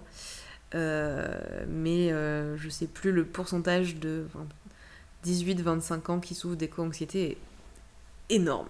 C'est assez délirant. Et quand chez les gens qui font de l'éco-anxiété, un des trucs qu'on recommande, c'est ça, c'est la mise en action, de rejoindre des assos, de faire des choses pour être actif. Voilà un petit peu sur plein de petites idées comme ça pour pouvoir cultiver un petit peu cette joie, cet un petit peu plus d'optimisme au quotidien, se sentir un petit peu plus heureux de façon à contrebalancer, comme je disais, hein, c'est ça l'intérêt, contrebalancer un petit peu, en tout cas tempérer tout ce qui se passe ailleurs et du coup mieux vivre tout ce qui ne va pas dans le monde ou ce qui ne va pas dans notre vie parce que on a quand même, c'est à peu près équilibré entre les moments où on s'inquiète et les moments où on passe de bons moments, on est dans la joie et tout va bien. Il y a d'autres petites choses qu'on peut faire et je vais revenir du coup sur les hormones, les différentes hormones de la joie. J'en ai un petit peu mais j'avais pas le terme. Ok, comme ça tu connaîtras le terme d'éco-anxiété. On a parlé de la sérotonine. Comme je disais, c'est une hormone qui est un petit peu à part. Il y en a 3 autres des hormones de la joie. Il y en a une que j'ai déjà citée dans un live, je crois, on en a déjà parlé, c'est la dopamine. Ça vous dit quelque chose? Je crois que j'en avais parlé.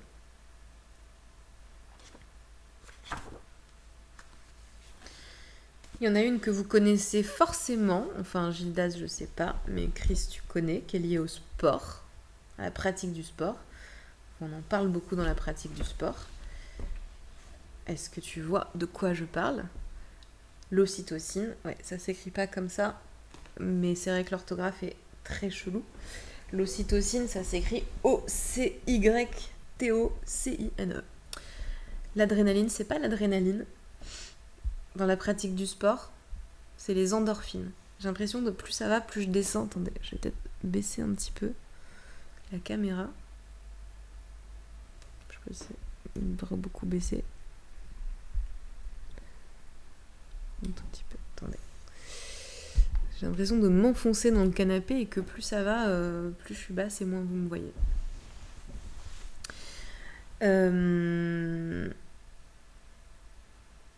Ok, t'arrives plus à sortir le mot. Donc les endorphines.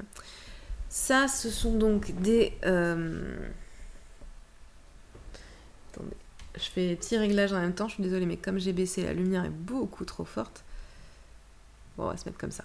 Hop, c'est un peu plus intimiste. Ça va comme ça la luminosité, vous me voyez de manière... L'image est ok. Ça m'a l'air bon. Du coup, qu'est-ce qui nous permet de sécréter ces hormones? C'est intéressant de le savoir parce que si on a des petites activités régulières pour sécréter ces hormones-là, forcément, on va être plus en joie puisqu'on va sécréter les hormones de la joie.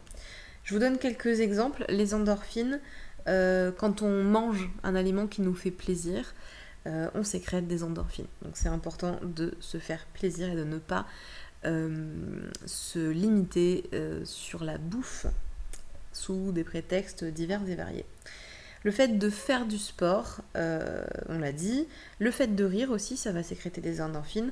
Globalement, le fait de se faire plaisir, et là je vous partage un petit peu ce que j'ai mis sur mon outil dans mon livre. L'éditeur l'avait fait, mon éditrice l'avait fait enlever. Mais il y a aussi le sexe qui rentre là-dedans. Ouais, sexe, sport, nourriture. Tout à fait. C'est voilà, un programme full endorphine. Le CNS, c'est ça.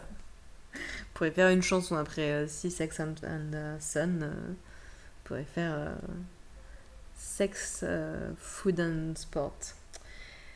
L'ocytocine, ce qui nous permet d'en sécréter, l'ocytocine c'est l'hormone de l'attachement.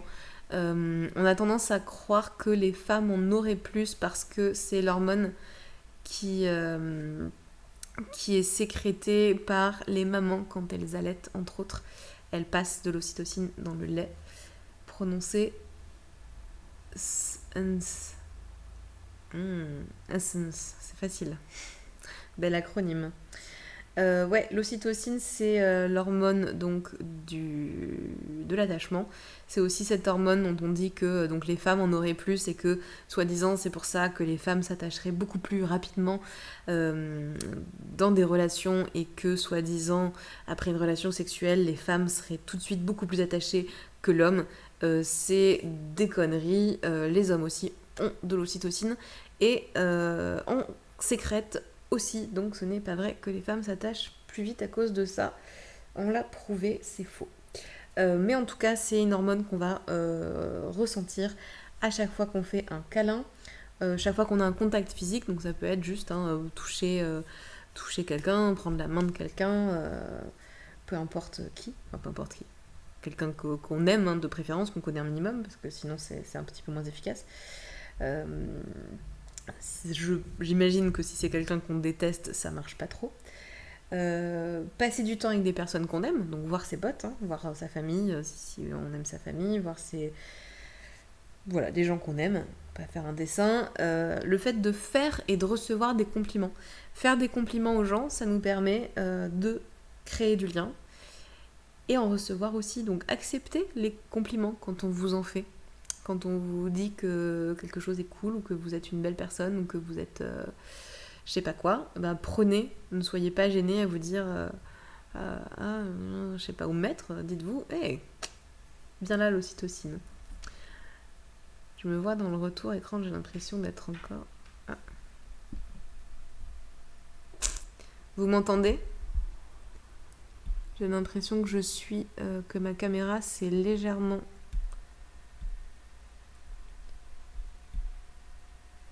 Il n'y a plus d'image, je sais.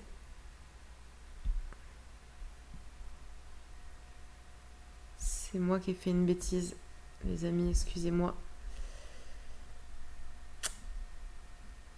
I know, j'ai fait une bêtise. En fait, j'ai légèrement appuyé sur le câble de la caméra et elle s'est débranchée.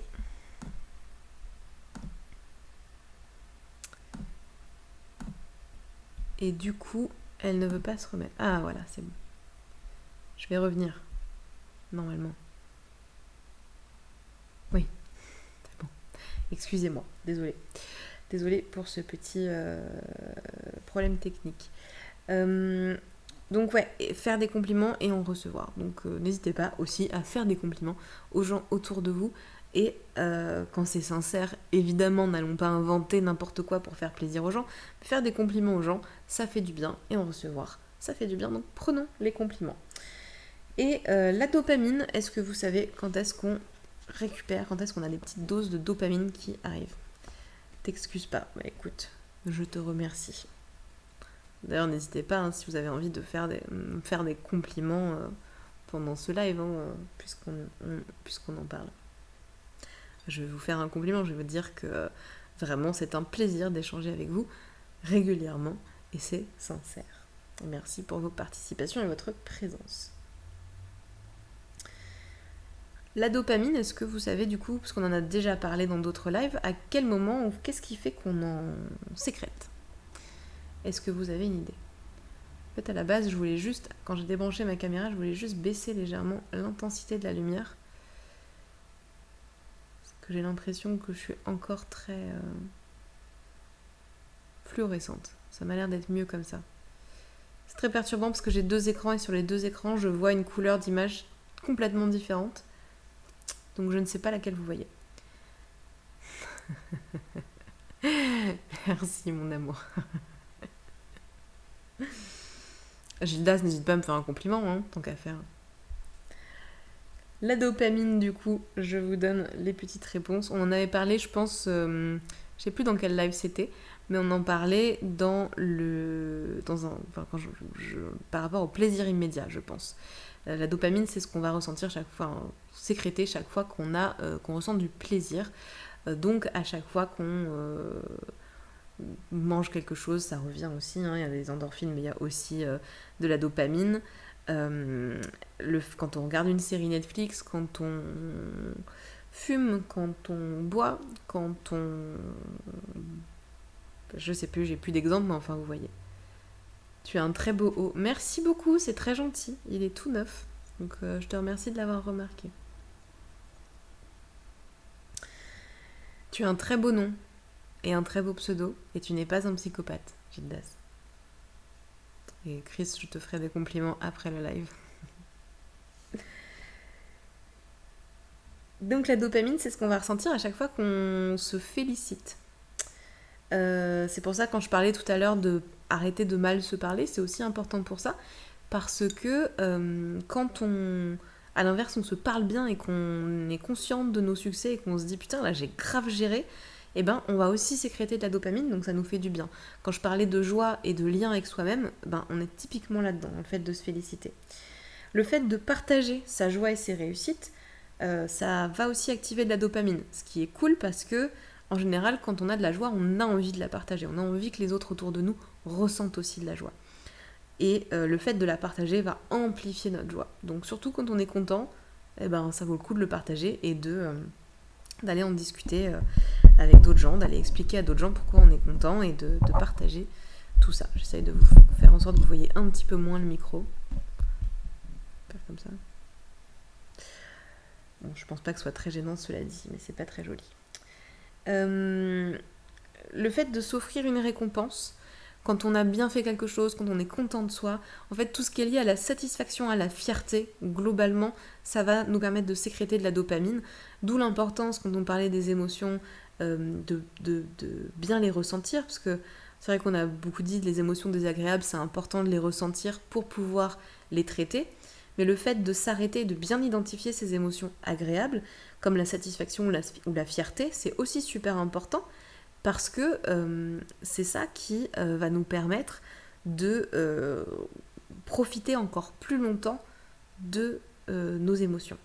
On dirait que tu vas faire de l'ASMR. Eh bien, peut-être que je finirai en ASMR. On ne sait jamais. Donc, on peut aussi s'offrir une récompense quand on est content de soi. C'est important, se faire un petit cadeau. C'est pas forcément quelque chose de payant. Ça peut être prendre un bain. C'est toujours l'exemple que je donne parce que j'adore prendre des bains, mais ça peut être autre chose. Mais ça peut être un truc gratuit, quoi. Le fait de terminer ces journées par des tâches qu'on aime aussi, ça c'est aussi une astuce d'organisation, c'est que quand on a des tâches à faire, c'est toujours mieux de commencer par les tâches qu'on n'aime pas et de terminer par celles qu'on aime, parce que on va faire plus rapidement les tâches qu'on n'aime pas, comme ça on est débarrassé, et après quand on finit par les tâches qu'on aime, on finit par de la satisfaction, sa journée, et du coup on est bien, on est content et on sécrète de la dopamine. Ah oui, excusez-moi, j'ai mal lu un truc. Le fait d'écouter de la musique aussi, ça peut être ça peut être danser, ça peut être vraiment tout ce qui vous suscite de la joie en fait. Là c'était des petits exemples supplémentaires, mais on revient à cette histoire de faire la liste de tout ce qui nous suscite de la joie et de pas hésiter à les piocher dedans. Mais surtout l'important, maintenant qu'on a dit tout ça, c'est, je pense que vous l'avez compris un petit peu, mais c'est en gros de se créer un peu des routines. Plus je vais avoir des routines dans lesquelles j'ai des moments de joie, je vois des comédies, je me fais du bien, j'ai du sport, je fais du sport, enfin ce que vous voulez, mais en tout cas j'ai tout ce qu'on a cité avant, plus on va avoir des choses comme ça qui sont régulières dans notre vie, dans notre quotidien, plus on va ressentir de la joie régulièrement, plus du coup on va avoir une vision du monde qui va être un peu plus optimiste, et du coup plus on sera capable de résister à tout ce qui ne va pas dans la vie. On va pas tarder à terminer, dites-moi si vous avez des questions. Je vais vous présenter deux ouvrages pour terminer dans mon livre. En parlant de sport, je pense que Tiff ne s'en est pas remise. Vous savez qu'elle avait sa séance de sport aujourd'hui.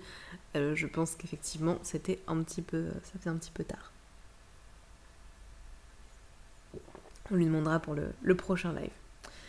Alors, n'hésitez pas à me poser vos questions si vous en avez. Comme je disais, tout ce que je vous ai présenté là, c'est tout ce qui est dans mon livre Joie et optimisme. Je sais pas pourquoi, je suis un peu enrhumée en ce moment, mais alors je finis. J'ai l'impression que le fait de faire des lives amplifie mon rhume et je finis tous mes lives avec le nez 3 fois plus bouché qu'avant de le commencer. Ou alors c'est le fait de lever la tête. Je sais pas si c'est un impact. Bon, désolée du coup si je perds un peu ma voix et si j'ai la voix un petit peu déformée sur la fin des lives. Comme d'habitude, vous connaissez mes livres. Il y a des petits personnages, il y a des outils à chaque fois qui se retrouvent à la fin, qui sont sur des pages à découper et qu'on peut utiliser. Et le tout est magnifiquement illustré par Louise La Ville et les Nuages sur Instagram. Et je vous propose aussi un autre livre, si c'est un sujet que vous avez envie de creuser, qui est ce livre d'Isabelle Filiosa, qui est peut-être quelqu'un que vous connaissez si vous avez des enfants. A priori, personne dans le live. Oui, je vais parler de mes autres livres, t'inquiète pas, parce qu'on va choisir le sujet du prochain. A priori, personne dans le chat n'a d'enfants, mais si jamais il y a des gens qui regardent en replay, si vous avez des enfants, vous connaissez peut-être Isabelle Filiosa parce qu'elle parle beaucoup d'éducation bienveillante et qu'elle fait des cahiers pour les enfants. Elle a écrit aussi un livre qui n'a rien à voir avec l'éducation bienveillante, quoique, qui s'appelle « Cultivons la joie, comment entretenir au quotidien l'émotion du sens de la vie », qui est très bien, que je vous conseille. Je ne force pas du tout. Mais si, Gildas, je sais que tu veux que je parle de mes livres en permanence, donc je vais parler de mes livres en permanence. Donc voilà, là on est vraiment Je crois qu'elle met des exercices de mémoire. Ah bah attendez, je suis tombée pile sur les pages où elle parle des hormones. Donc peut-être que je peux retrouver les pourcentages. Ah bah voilà. Comme ça, je vais vous donner les bons pourcentages sur la sérotonine. Je vous ai donné des mauvaises infos tout à l'heure. Donc en fait, elle nous dit oui que ça dépend de nos allèles, donc j'imagine sur nos chromosomes. Ah oui, c'est un gène qui est situé sur le chromosome 17 qui régule le transport de la sérotonine. Et on a une plus grande capacité à ressentir de la joie en fonction de la longueur de nos deux allèles. L'un hérité de notre père et l'un de notre mère. Et donc il y a 3 cas de figure, soit on a 2 allèles courts, soit 2 allèles longs ou un court, un long, que dans la population, dans le monde, il y a 30% de gens qui posséderaient 2 gènes longs, 50 un court, un long, et 2 qui ont 2 gènes courts. Et que l'allèle court est dominant, ce qui veut dire que seuls les 30% de chanceux qui disposent de 2 allèles longs ont accès à la bonne humeur. Ok, donc en fait, c'est ça. Il faut, donc il y a 30% des gens, je vous ai dit 20% tout à l'heure, c'était pas vrai, c'était 30% qui ont 2 allèles longs et donc qui vont plus facilement ressentir naturellement de la joie grâce à leur chromosome 17. 50% qui sont neutres et 20%, donc là pour le coup j'étais bon sur les 20%, qui ont des allèles plus courts. Le livre est super intéressant et de mémoire il y a des exercices dedans aussi. Et elle parle aussi de génétique et tout. Y a pas mal, elle cite pas mal d'études scientifiques et tout. Je crois qu'il date un petit peu le livre, un petit peu. Je crois qu'il est 2000. Ah non, il est 2019. Excusez-moi, je croyais que c'était 2005. Je sais pas pourquoi. Donc 2019, ça va. On est encore dans des données relativement récentes. Peut-être pas les plus récentes. Ah non, 2016 la première. 2016, c'est pour ça.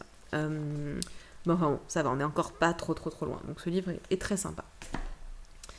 Je dois en avoir des longs. Ouais, je pense. Ouais. Je pense que toi et moi, on a des allèles longs.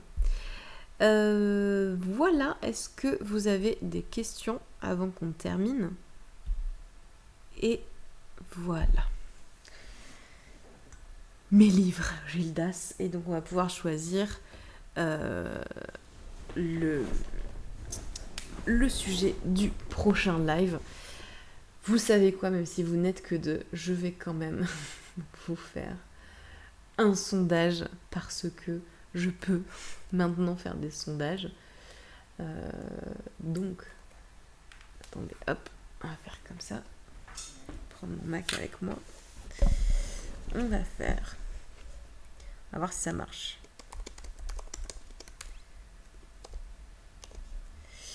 Alors, il nous reste lâcher prise. Oser. Oser, c'est comment faire preuve d'audace. Je peux pas tous les mettre, je crois. Donc, je vais mettre intuition. Ah si. Anti-culpabilité. Et empowerment. Et je rappelle que j'aimerais bien aussi, mais je peux pas le mettre, du coup j'ai pas assez de place. Hop. Ah, j'aurais pu rajouter peut-être là.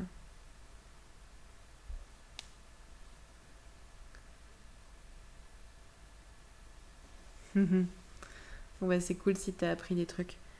Normalement j'ai lancé un sondage. Il est en haut du chat. Est-ce que vous le voyez? Je l'ai pas mis dedans mais comme je vous le disais, j'aimerais bien parler aussi de vulnérabilité.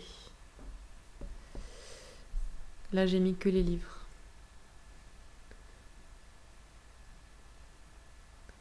Ah bah vous avez voté tous les deux a priori pour oser. Ok, bah écoutez, on va faire ça. Je sais pas quand est-ce qu'il sera le prochain repassage Gildas. Donc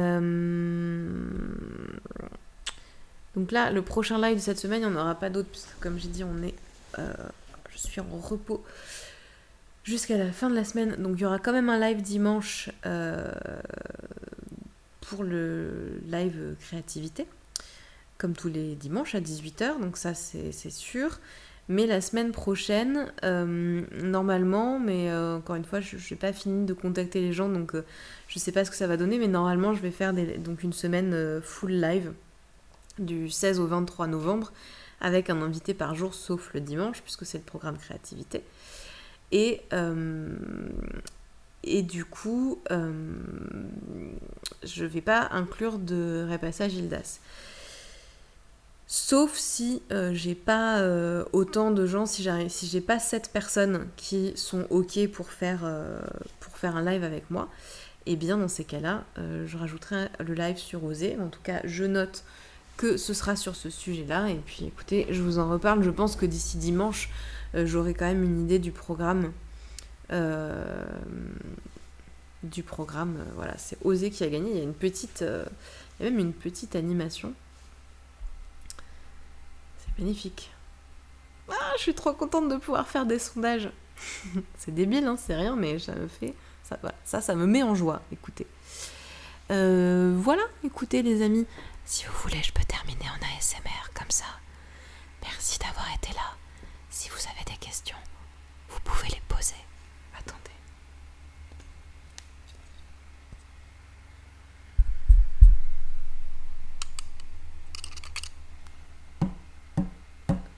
Waouh, c'est magnifique. Je n'ai rien d'autre sous la main, car je ne suis pas du tout dans la ASMR normalement. N'hésitez pas si vous avez des questions. Avant qu'on termine, donc Christelle dit que t'en avais pas. Gildas, est-ce que c'est bon pour toi? Est-ce que c'est tout clair? Est-ce qu'il y a des choses sur lesquelles...